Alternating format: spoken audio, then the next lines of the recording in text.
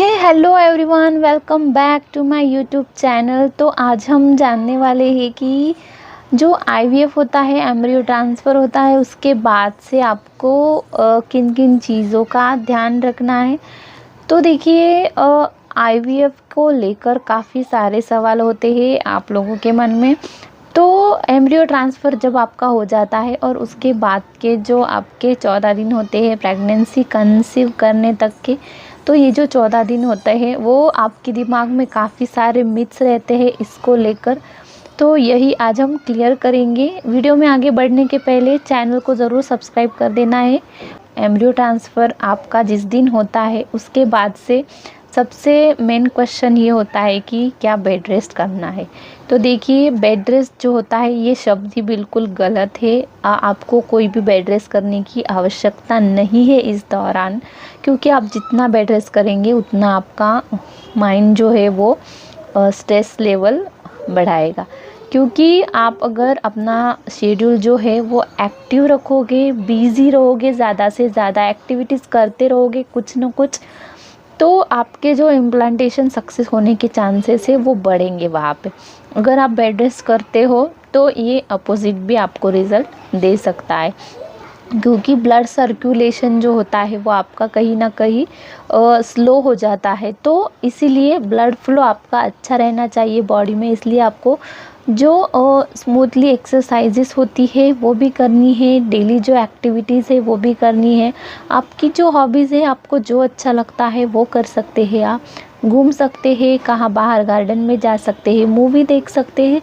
जो सारी चीज़ें आप एम्ब्रियो ट्रांसफ़र के पहले आपके लाइफ में करते थे वो सारी चीज़ें आप बिल्कुल भी कर सकते हैं। बस सावधानी इतनी बरतनी है कि जिस वजह से आपके पेट पे प्रेशर पड़ सकता है, ऐसी कोई भी चीज़ आपको नहीं करनी। या फिर आप जो सारी डेली रूटीन के कामकाज है वो भी कर सकते हैं। आप खाना भी बना सकते हैं, कपड़े बर्तन सब चीज़ें आप कर सकते हो। इसमें आपको किसी भी तरीके का डाउट नहीं रखना है। अब नेक्स्ट क्वेश्चन ये आता है कि क्या आप सीढ़ियाँ चढ़ सकते हो। तो बिल्कुल आप सीढ़ियाँ भी चढ़ सकते हो, क्योंकि सीढ़ियाँ चढ़ने का रीज़न कोई ऐसे नहीं होता है कि कोई बिना फालतू के रोज़ सीढ़ियाँ चढ़ने वाला है या उतरने वाला है। देखिए, आप हॉस्पिटल से जिस दिन जाते हो तभी आपको सीढ़ियाँ चढ़नी होती है, या फिर कोई अर्जेंसी होती है तभी आप सीढ़ियों से नीचे उतरते हो। बिन फालतू का कोई दिन में से 10 बार सीढ़ी चढ़ना उतरना तो नहीं करेगा। खास करके जो एम्ब्रियो ट्रांसफ़र जिनका हुआ है वो तो नहीं करेंगे ना। तो 1-2 बार बिल्कुल आप सीढ़ियाँ चढ़ सकते हो, इसमें भी कोई दिक्कत नहीं है, क्योंकि आपकी जो फिज़िकल एक्टिविटी है और आपका इम्प्लांटेशन है इसका कोई भी किसी भी तरीके का कनेक्शन नहीं है। बस ये माइंड सेट का ही खेल है। आपको आपका माइंड हैप्पी रखना है, बिज़ी रखना है। बिल्कुल आपका जो रूटीन है वो बिल्कुल पॉजिटिव होना चाहिए, हैप्पी होना चाहिए। इस कंडीशन में आपके जो आईवीएफ सक्सेस होने के रेट है वो ज़्यादा से ज़्यादा बढ़ने वाले हैं। अब नेक्स्ट बात ये आती है कि आपको खाना क्या खाना चाहिए। तो खाने के बारे में भी ये सवाल बिल्कुल एक हंसी आती है मुझे, क्योंकि खाना जो आप पहले खा रहे थे वही आपको सेम खाना है, कुछ अलग से आपको नहीं करना है। बस आपको बाहर की जो चीज़ें हैं, जंक फूड वगैरह, वो अवॉइड करना है। बाकी डेली घर का जो सब्जी रोटी दाल चावल है वो आप बिल्कुल खा सकते हो, फ्रूट्स खा सकते हो। इसमें कोई भी आपके लिए मना नहीं है।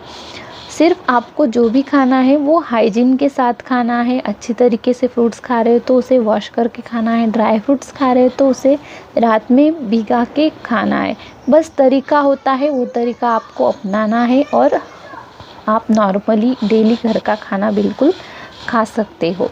पहले तो आपको ये बात दिमाग में बिठा लेनी है कि आपको अगर एम्ब्रियो ट्रांसफ़र करवाना है तो इसके पहले जो आपका डेली रूटीन था, जो डेली लाइफस्टाइल था, वही आपको सेम आगे भी रखना है। आप इसके उल्टा कर देते हो कि अगर आप पहले अलग से लाइफस्टाइल चल रही थी और एम्ब्रियो ट्रांसफ़र जिस दिन से हुआ है आपकी लाइफस्टाइल बिल्कुल जैसे कि आपको कुछ डिसीज़ हुआ है, कुछ बड़ी बीमारी से गुज़र रहे हो, इस तरीके से आप खुद को ट्रीट करते हो, या फिर आपके जो घर वाले हैं पूरे वो आपको इस तरीके से ट्रीट करते हैं, तो ये उनकी भी बात गलत है और आपकी खुद की भी बात गलत है।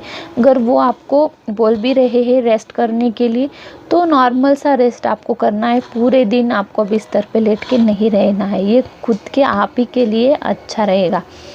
तो देखिए, जब भी आपका एम्ब्रियो ट्रांसफ़र होता है उसके बाद से काफ़ी सारी चीज़ें चेंज हो जाती है। मेडिसिन भी आपको चलते हैं, तो मेडिसिन को लेकर काफ़ी डाउट्स होते हैं। मेडिसिन भी डेली आपको लेना है, लेकिन उसमें भी 3-4 घंटे की अगर देरी हो गई, किसी कारण से याद नहीं रहा, तो इसमें स्ट्रेस लेने की कोई ज़रूरत नहीं है, क्योंकि आपके इम्प्लांटेशन पे कोई इफ़ेक्ट नहीं करने वाला 2-3 घंटे के गैप से। तो इसीलिए डरने की कोई ज़रूरत नहीं है, क्योंकि एक नॉर्मल सी बात है, आपकी जो इतनी बड़ी चीज़ है उस पे इफ़ेक्ट नहीं कर सकती, या फिर आपके कुछ काम करने से या फिर कुछ चीज़ खाने पीने से आपका जो एम्ब्रियो ट्रांसफ़र है वो बिल्कुल भी फेल नहीं होने वाला है, क्योंकि जो होना है वो तो होना ही है आपको। क्योंकि ये जो आपका ट्रीटमेंट होता है इसके लिए आप खुद ज़िम्मेदार नहीं होते हो, और आपका इस चीज़ पे, इस ट्रीटमेंट पे कोई कंट्रोल नहीं होता है, ना कि डॉक्टर्स का कंट्रोल होता है। उनका काम होता है ट्रीटमेंट करना और आपका काम होता है ट्रीटमेंट करवाना। इसके ऊपर कोई कुछ नहीं कर सकता है। बाकी सारी चीज़ें आपको नसीब के ऊपर छोड़ देनी है, भगवान के ऊपर छोड़ देनी है। प्रेयर में विश्वास कर रहे हो तो आपको प्रेयर ज़रूर करना चाहिए, या फिर जो भी आपकी हॉबी हो आप वो सारी चीज़ें कर सकते हैं, लेकिन आपको ये बात सोच के नहीं चलना है कि मेरे कुछ करने से, मेरे कुछ खाने पीने से आपका जो IVF है, एम्ब्रियो ट्रांसफ़र है, वो फेल हो जाएगा। तो ये सारी चीज़ें गलत है। तो बस माइंड का खेल है ये। माइंड आपका फ्रेश होना चाहिए, ना कि आपका फिज़िकल एक्टिविटी का और एम्ब्रियो ट्रांसफ़र का, यानी कि इम्प्लांटेशन का कोई भी कनेक्शन है।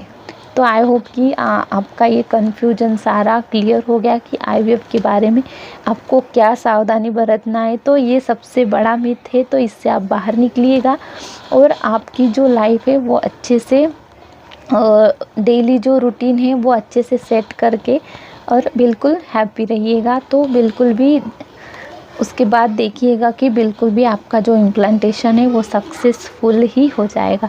अगर कई बार टेस्ट निगेटिव भी आ जाता है तो आपको निगेटिविटी में नहीं जाना है, क्योंकि सारी चीज़ें हमारे हाथ में नहीं होती है। तो आई होप कि आपको आज की ये वीडियो अच्छी लगी होंगी। मैं यही प्रे करूँगी आपके लिए कि आपकी जो IVF जर्नी है वो सक्सेस हो जाए, आपका एम्ब्रियो ट्रांसफ़र सक्सेस हो जाए और आप भी पेरेंट्स बन जाए। तो वीडियो अच्छी लगे तो प्लीज़ लाइक करना नहीं भूलना है। आपके फैमिली में किसी को नीड हो तो वीडियो ज़रूर शेयर करना है, ताकि उनके भी काम आ सके। तो चलिए फिर मिलते हैं किसी नेक्स्ट इन्फॉर्मेशन के साथ। तब तक के लिए खुश रहिएगा, स्वस्थ रहिएगा।